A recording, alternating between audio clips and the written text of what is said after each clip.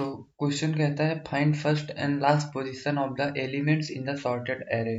तो इस क्वेश्चन में बाइनरी सर्च ही मैं क्यों लगाने जा रहा हूँ, क्यों मैंने और कुछ नहीं सोचा, क्योंकि बाइनरी सर्च लगाने का एक सिंपल सा तरीका मतलब मेरा एम है लॉग एन टाइम कॉम्प्लेक्सिटी, ठीक है, जो मुझे अचीव करना है। सबसे पहले देखो एक चीज नोटिस करो, 10 की पावर 5 दिया है, तो n एलिमेंट्स पे मैं लॉग एन टाइम चीज़ें परफॉर्म करूंगा तो total complexity n log n हो जाएगी।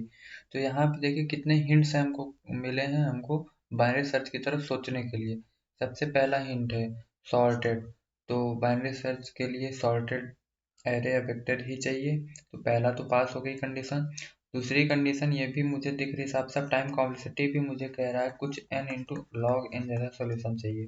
तो अब यहाँ से फिर से मुझे binary search on all elements में मैं सर्चिंग परफॉर्म करूंगा ना, तो इसलिए n आइटम्स हैं और उसमें मैं अपर बाउंड या लोअर बाउंड निकालूंगा जिसकी कॉम्प्लेक्सिटी लॉग n, तो टोटल कॉम्प्लेक्सिटी मैं n log n में जा सकता हूँ इजीली।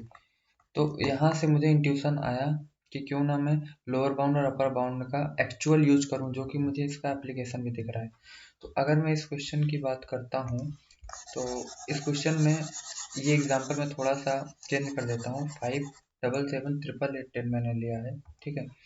अब देखो टारगेट 8 है, तो मैंने एक पिछले वीडियो में एक बहुत ही ज़्यादा इम्पोर्टेंट बात डिस्कस की थी कि लोअर बाउंड और अपर बाउंड अगर मेरा ये दोनों इक्वल आता है तो कुछ बहुत ज़्यादा इम्पोर्टेंट चीज़ हो जाती है याद रखने वाली। तो क्या होता है, तो आप खुद सोच के बताइए। प्रीवियस वीडियो में मैंने क्या बताया था कि लोअर बाउंड अगर एलिमेंट प्रेजेंट है जिसका लोअर बाउंड निकाल रहे हैं तो उसका फर्स्ट ऑकरेंस मिल जाएगा। जैसे यहाँ पे अगर मैं लोअर बाउंड ऑफ 8 बात करूँ तो मुझे ये मिल जाएगा, किस इंडेक्स पे है, थर्ड इंडेक्स पे है, ठीक है।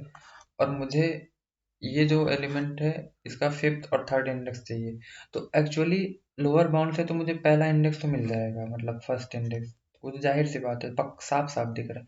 बट लास्ट पोजीशन के लिए मैं लोअर या अपर नहीं यूज कर सकता, ऐसा भी दिख रहा होगा। बट आप लोग एक बात बताइए, लोअर बाउंड तो फर्स्ट ऑकरेंस दे देता है और अगर एलिमेंट नहीं प्रेजेंट है तो उस एलिमेंट से जस्ट ग्रेटर, जैसे 8 नहीं प्रेजेंट होता है यहाँ पे, तो वो 10 का इंडेक्स रिटर्न करता है लोअर बाउंड, ठीक है। लेकिन प्रेजेंट इसलिए उसने फर्स्ट ऑकरेंस रिटर्न किया। अगर मैं पूछूं कि अपर बाउंड क्या करता है, वो एलिमेंट प्रेजेंट होता है या तो नहीं होता है, दोनों ही केस में उसे नेक्स्ट ग्रेटर एलिमेंट का इंडेक्स रिटर्न करता है। इसका मतलब हर बार मैं श्योरिटी से ये चीज कह सकता हूँ, अगर मैंने अपर बाउंड अपर बाउंड ठीक है, अपर बाउंड 8 का निकाला तो वो 10 को पॉइंट कर रहा होगा जिसका इंडेक्स 6 है, और मुझे पक्के से पता है हर बार ये ऐसे ही कर रहा होगा, नेक्स्ट ग्रेटर एलिमेंट का ही इंडेक्स रिटर्न कर रहा होगा। इसका मतलब मुझे हमेशा अपर बाउंड -1 करने पे मुझे मेरा लास्ट पोजीशन मिल जाएगा, ठीक है, लास्ट पोजीशन, और ये मेरा फर्स्ट पोजीशन तो देगा ही। ये तो हो गया तब जब मेरा एलिमेंट टारगेट प्रेजेंट है मेरे सॉर्टेड एरे में। लेकिन क्या हो अगर मेरा टारगेट ना प्रेजेंट हो, उस केस में ये बहुत ज़्यादा इंपॉर्टेंट चीज़ हो जाती है, ये चीज़ नोटिस करने वाली। चलो देखते हैं, 6 को मैंने सर्च किया इसमें, ठीक है, इसका फर्स्ट और लास्ट पोजीशन देना है और इसमें साफ लिख रखा है अगर नहीं फाउंड होता ना तो -1 रिटर्न करो। तो 6 को हमने इधर खोजा, मुझे पक्के से पता है लोअर बाउंड ऑफ 6 मेरा क्या होगा, नेक्स्ट ग्रेटर एलिमेंट का इंडेक्स रिटर्न करेगा, तो 5 6, तो 6 यहाँ कहीं लाई करना चाहिए बट है नहीं, वो 8th का इंडेक्स रिटर्न करेगा, ठीक है। 8th का इंडेक्स क्या है, 1 है, तो 1 रिटर्न कर दिया उसने। और अपर बाउंड क्या करता है, अपर बाउंड तो हमेशा ही नेक्स्ट ग्रेटर रिटर्न करता है चाहे एलिमेंट हो या ना हो। इसका मतलब 6 का अपर बाउंड भी मेरा 1 ही आएगा। तो इससे मुझे ये समझ में आता है कि लोअर बाउंड और अपर बाउंड जब इक्वल हो जाते हैं किसी एलिमेंट का, तो इसका मतलब वो एलिमेंट ना हमारे वेक्टर एरे या एरे में प्रेजेंट ही नहीं है। So it is very important concept of lower bound and upper bound. ये चीज आपको एकदम पक्के से याद रखनी है लोअर बाउंड और अपर बाउंड के लिए, कि जिस एलिमेंट को हमने सर्च किया आप लोग को समझ में भी आया होगा ऐसा क्यों होता है, जो मैंने अभी यहाँ करके दिखाया।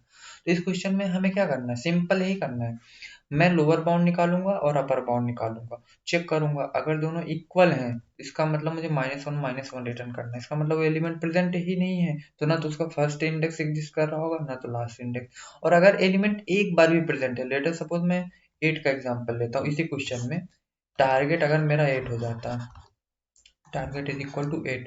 अब अगर मैं लोअर बाउंड ऑफ 8 निकालता तो लोअर बाउंड ऑफ 8 1 आता और अपर बाउंड ऑफ 8 मेरा क्या आता, 2 आता। तो ये दोनों इक्वल नहीं है, इसका मतलब ये पक्के से ये इंडेक्स एग्जिस्ट कर रहा है।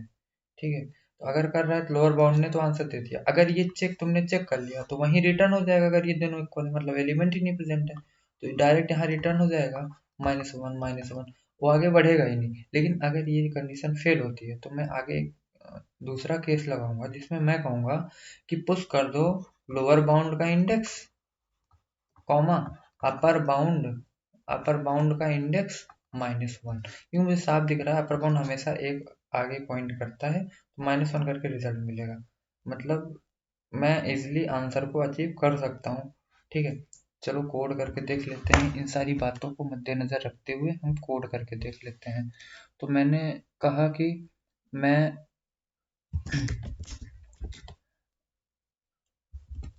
लोअर बाउंड निकाल लेता हूँ, तो LB निकाल लेता हूँ। LB is equal to lower bound, और मुझे किस में चेक करना है एलिमेंट को, नम्स डॉट बिगिन से लेके नम्स डॉट एंड तक। ठीक है, क्या चेक करना है, टारगेट को खोजना है मुझे। ठीक है, और again auto keyword, I hope आपको पता होगा। Auto keyword basically automatic just मतलब समझ लेता है कि उसका डेटा टाइप क्या है, बस इसका इतना ही रोल है। अपर बाउंड में निकाल लेता हूँ, अपर बाउंड में निकाल लेता हूँ किसमें, सेम नम्स डॉट बिगिन में। ठीक है,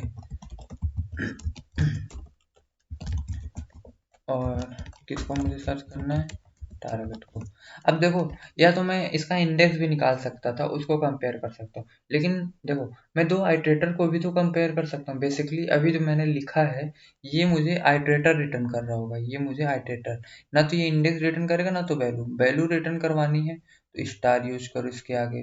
ठीक है, दोनों के आगे अगर वैल्यू एक्सेस करनी है, और अगर इंडेक्स चाहिए तो माइनस ए डॉट जो भी नम डॉट बिगिन।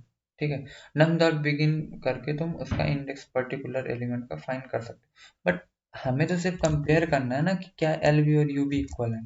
तो सेम डेटा टाइप का है तो हम डायरेक्ट भी कंपेयर कर सकते हैं विदाउट फाइंडिंग इट्स इंडेक्स और इट्स वैल्यू। तो lower bound is equal to, अगर यू बी है तो इसका मतलब क्या समझ में आता है, सिंपल सा एलिमेंट प्रेजेंट ही नहीं है, तो हम डायरेक्ट -1 वेक्टर में डाल के रिटर्न कर। एक्चुअली ये एक वेक्टर है जिसमें -1 डाल के हमने रिटर्न कर दिया।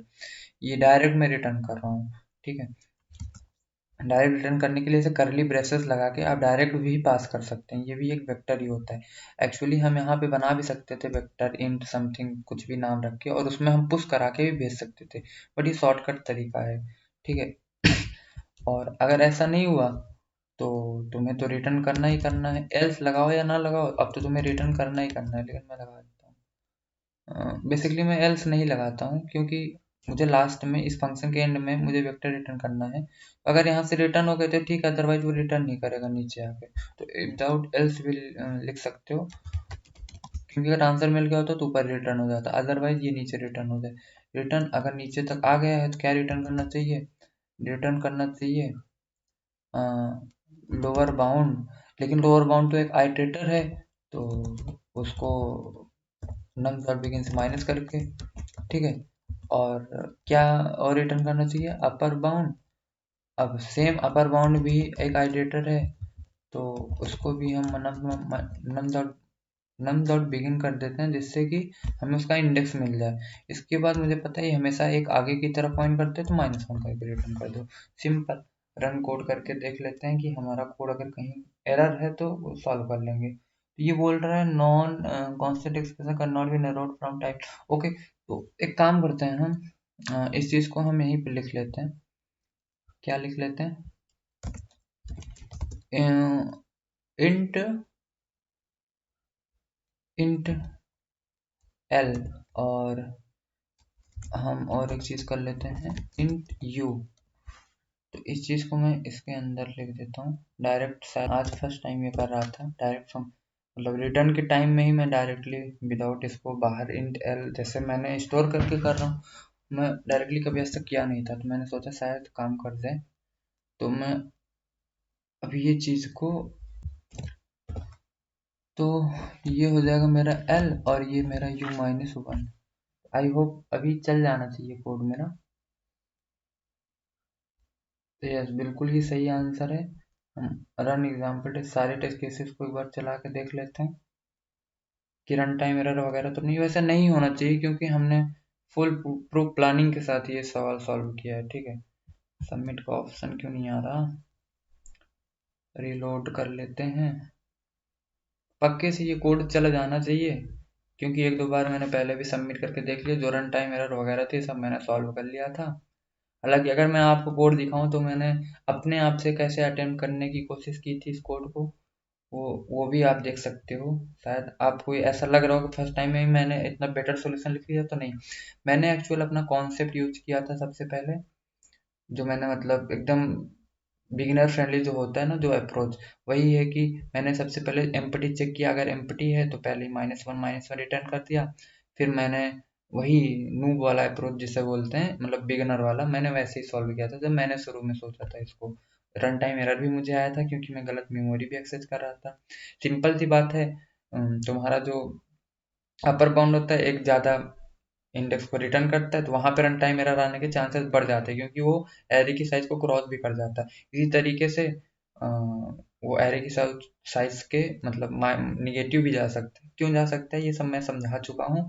आप सॉल्यूशन ये भी देख सकते हो, सब कुछ सिमिलर उसी के है, लेकिन वो एक एक्स्ट्रा स्टेप वाला सॉल्यूशन है, मतलब उसको थिंक करना थोड़ा ज़्यादा फैंसी सा हो जाता है। जो सॉल्यूशन मैंने अभी समझाया, ठीक है, उसका यूज मैंने यहाँ पे देखो, वो lower bound is equal to upper bound वाला केस यहाँ पे मैंने नहीं किया। ठीक है, वहाँ पे थोड़ा स्मार्टनेस आ जाती है और ये एक थोड़ा डायरेक्ट मतलब बिगिनर फ्रेंडली अप्रोच हो जाता है, जबकि सही ये भी है। आपको जो पसंद आए, जैसे पसंद आए, आप ऐसे ही प्रैक्टिस करते रहिए। जरूरी नहीं है कि जो सॉल्यूशन मैंने बताया सिमिलर वैसा आपका हो, बट जो सॉल्यूशन मैंने बताया उसमें कुछ ना कुछ एडवांटेज, कुछ ना कुछ सीखने को आपको जरूर मिलेगा। तो आई होप वीडियो अच्छा लगा होगा। तो चलिए कोड करते रहिए, मिलते हैं किसी आगे की वीडियो में। Thank you.